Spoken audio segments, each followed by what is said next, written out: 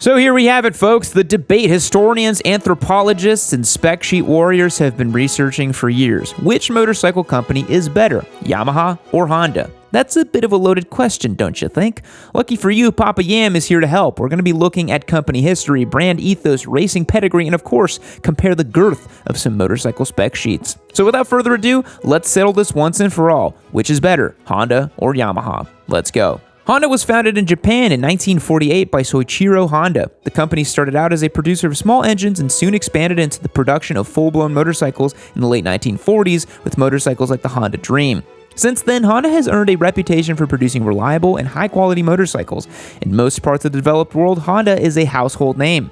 In the 1960s, Honda introduced its iconic Super Cub, which became one of the best-selling motorcycles in history and helped establish Honda as a global brand. The Honda Nice campaign, which was used to market the Super Cub, helped establish their brand identity as maker of friendly and approachable motorcycles that even normies can enjoy. Since the release of the Super Cub, Honda has set many other motorcycle milestones with bikes like the CB750 that single-handedly bankrupted half of the motorcycle manufacturers at the time and redefined what a modern, advanced, and performance-oriented motorcycle could look like in the 70s. Jesus, starting to sound like Honda's kind of a Chad, huh? Honda has a long tenure in motorcycle racing as well. They've won multiple championships in World Superbike and MotoGP thanks in part to racers like Marc Marquez. Which one could argue that Marc has kind of single-handedly carried Honda in the last few years, but whatever, that's not what this video is about. This racing pedigree led to many advancements in Honda's superbike class, with motorcycles like the VFR 750R, the RC51, and the CBR 1000RR Fireblade. Motorcycles like this have proved time and time again that Honda doesn't just make scooters for suburban moms, but world-class superbikes as well. Not to mention their success in off-road and touring motorcycles, but more on that later. Yamaha Motorcycle Company was founded in 1955 by Junichi Kawakami. They originally produced musical instruments and motorcycle engines. Man, I love the crossplane crank sound on my Yamaha baby grand piano. Just like Honda, Yamaha expanded into the production of complete motorcycles as well. Yamaha's first bike was the YA1, which was released in 1955 and was powered by a 125cc two-stroke engine. The YA1 was a successful motorcycle that helped to establish Yamaha as a major player in the motorcycle industry. Despite Yamaha's continued success in the motorcycle industry, it is hard to deny that not unlike every other Japanese motorcycle manufacturer in the 60s and 70s, Yamaha kind of lived in Honda's shadow before coming into their own. Because spoiler alert, by all modern standards, Yamaha currently produces more exciting motorcycles than Honda. I'm just going to say it. But this wasn't really the case back in the day when everyone was trying to outdo the CB750. Yamaha made good bikes then without a doubt, but their best bike at the time was like other UJMs, sort of like the XS 1100, which was sort of like Yamaha saying, we'll do the same thing you did with the CB750, but make it bigger. By the 1980s, Yamaha was making exciting motorcycles like the two-stroke RD350, the ultra muscle cruiser like the Yamaha VMAX, and the Dakar Rally winning XT500. By the late 90s, Yamaha had solidified their racing machines and created sport bikes that had become considered the gold standard like the 600 class R6 and the 1000 class R1. Yamaha has had their fair share of success on the racetrack as well. Kenny Rogers won multiple MotoGP championships in the 70s, as did Wayne Rainey in the 90s, and then of course, Valentino Rossi in the 2000s. These win streaks definitely didn't hurt Yamaha becoming a sought-after brand for fast boys in the peak of sport bike hysteria, but one can argue that Valentino Rossi, much like Marquez currently, carried the torch for Yamaha very, very well. So now that we know a little bit about each brand's history, let's talk more about some of the ways they are perceived in the present day. Honda has been known for reliability and approachability for forever, but today, just about every Japanese motorcycle manufacturer is regarded as having the same scrupulous quality control standards and engineering practices. So where does that leave Honda? If you can get a motorcycle from Honda that is reliable and well built, but for a little bit sterile and soulless motorcycle, or a Yamaha that is just as reliable but has a little more style and character, which would you pick? I mean, if the sales data tells us anything, many people are still going with Honda. In 2012, Honda sold 15 million motorcycles worldwide, while Yamaha sold just 4.5 million. By all considerations, that is still a lot of motorcycles, but it is just 1/3 of Honda's total. Whether these sales are a result of Honda still having earned the loyalty of customers through decades of reliability, or Yamaha's styling choices being a little too polarizing, still needs to be determined.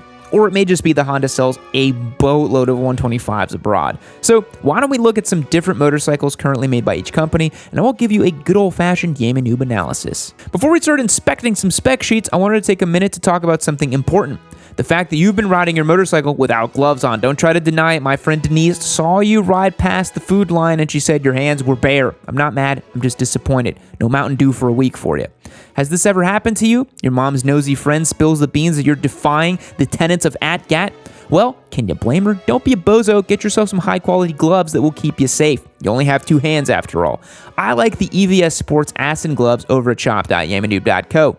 These gloves are perfect middle ground of great protection, but all-day, any ride comfort. They're breathable, lightweight, have touchscreen sensitive index fingers and thumbs. They have padded leather palms, molded finger bands, and carbon fiber knuckle protection. So you can have track day level protection with morning commute comfort and convenience. We've got them in stock over at shop.yamanoob.co, so go and check them out. By the way, EVS did not pay us to say this. We're saying it because we want to sell you some great gloves over on shop.yamanoob.co. So head over there. Now back to the debate. It is pretty common knowledge that smaller motorcycles are sold in higher quantities. There are more beginner riders or commuters in dense urban areas than there are street Rossi fast boys eager to drop $15K on a brand new R1. And selling small bikes is Honda's bread and butter. They've sold more Super Cubs than any other motorcycle in the world. Plus, you have the slightly off-road friendly Trail 125 and Honda's entire mini moto line with the Grom, Monkey, and Navi. So I think in the mini bike segment, Honda will always be the king. Yamaha makes some scooters and a 125cc bikes for the Euro markets like the R125, the MT125, and the XSR 125, but considering Honda sort of invented the game and the genre, I think they're going to take the W on this. If we're talking about entry-level sport bikes, the Yamaha R3 is pretty uncontested, not just outperforming the Honda CBR 300R in just about every way, but most other bikes in the class as well, except for the Ninja 400. And I'm not just saying this because it is the bike the channel was founded on. The R3 is slightly making more power with its parallel twin engine. They look a lot better in my opinion and are significantly more fun to ride. It's got the R-bike styling. That's the whole thing with Yamaha. Come on. The issue with beginner bikes is that the rider will really have no basis for comparison, so I'm sure someone could be happy with either motorcycle, but because we're talking best, I think the R3 wins in this beginner bike category against Honda.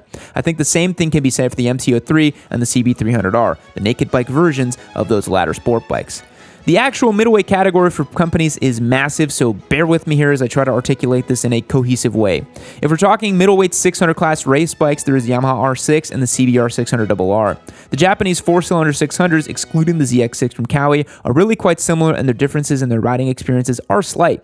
Yamaha doesn't make the R6 anymore, so we can give Honda the W on 600s, but let's be honest, nobody's going to beat the R6. It is the most winning 600 class bike, so I'm pretty sure Yamaha takes the W overall.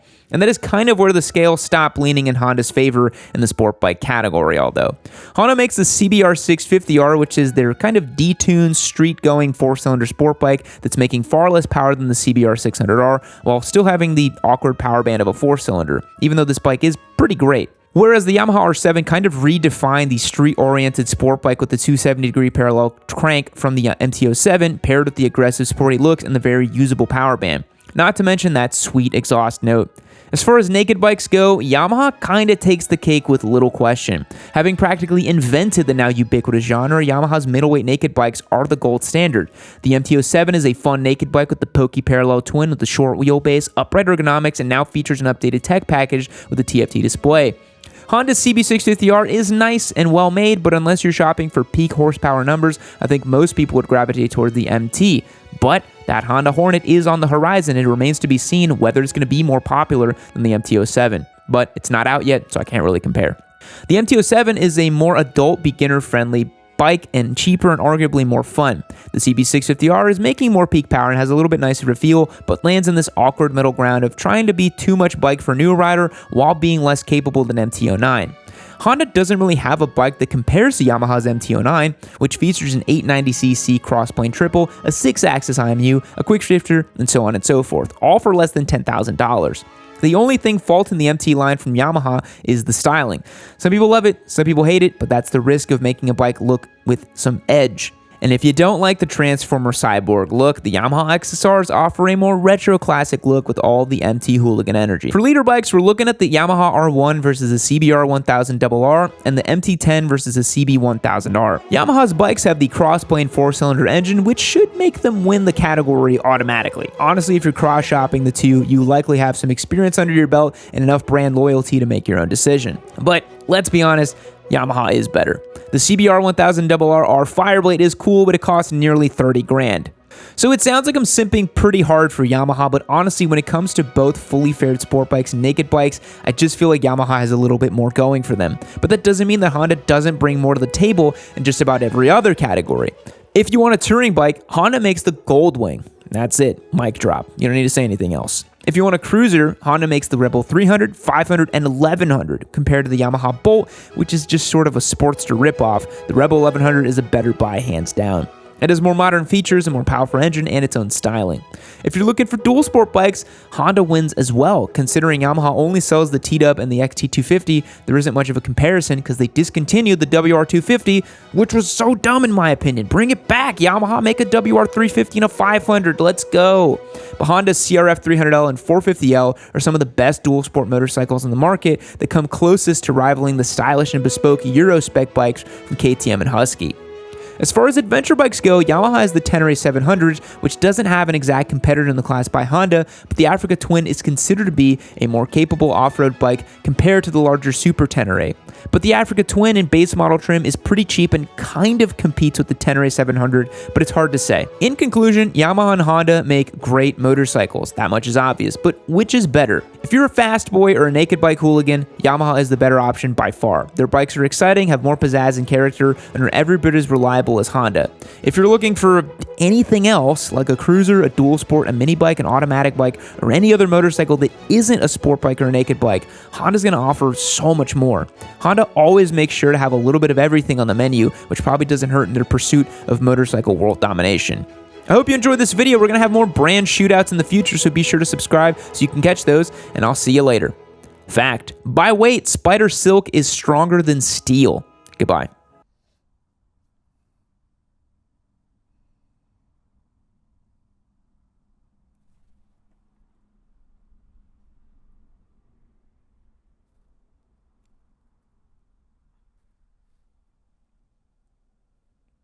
Keep watching Amy Noob!